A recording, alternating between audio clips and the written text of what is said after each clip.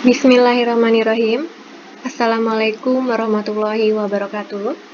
Ananda sekalian yang dirahmati oleh Allah.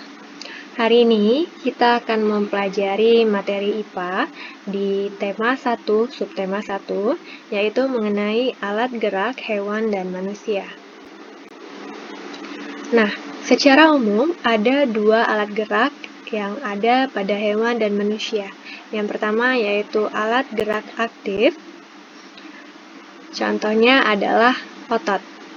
Otot itu disebut sebagai alat gerak aktif karena dapat bergerak. Nah, di sini sudah ada gambar bagian tangan manusia.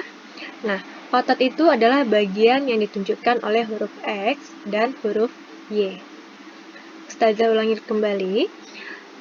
Alat gerak aktif pada manusia dan hewan itu adalah otot. Otot ini disebut sebagai alat gerak aktif karena dapat bergerak.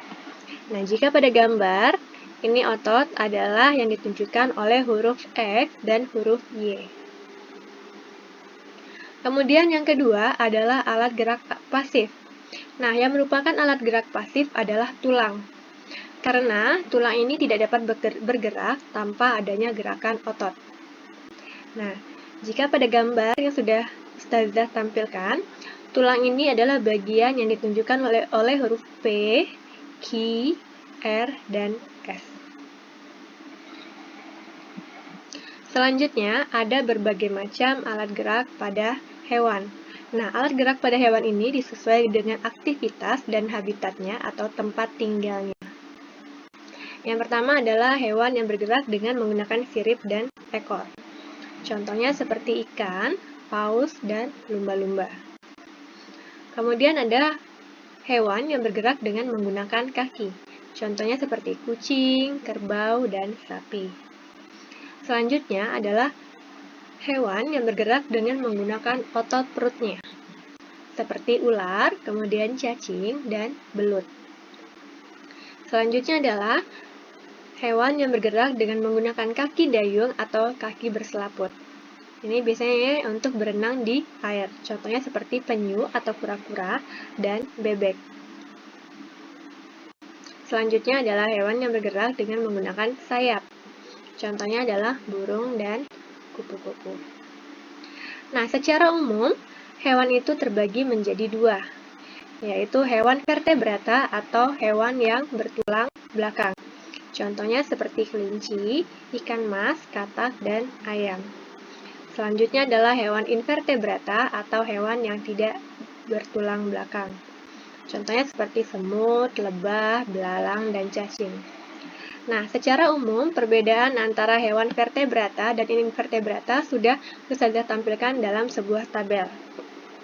Yang pertama yaitu jika hewan vertebrata memiliki tulang belakang, maka hewan invertebrata yaitu tidak memiliki tulang belakang. Kemudian pada hewan vertebrata itu memiliki bagian tubuh yang ada pada umumnya, seperti kepala, leher, dan badan. Kemudian hewan invertebrata itu memiliki bentuk tubuh yang masih sederhana.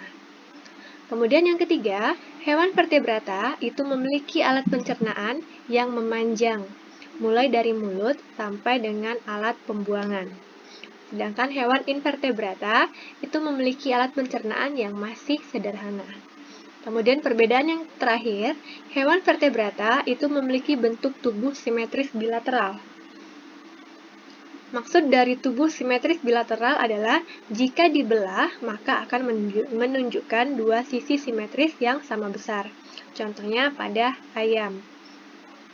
Kemudian hewan invertebrata itu memiliki bentuk tubuh simetris radial. Artinya, bagian tubuh dalam tersusun melingkar pada bagian tengahnya. Nah, sekian dulu materi IPA untuk hari ini. Jika ada yang belum dimengerti, boleh ditanyakan kepada Ustazah. Lebih dan kurang Ustazah mohon maaf. Ustazah akhiri. Wassalamualaikum warahmatullahi wabarakatuh.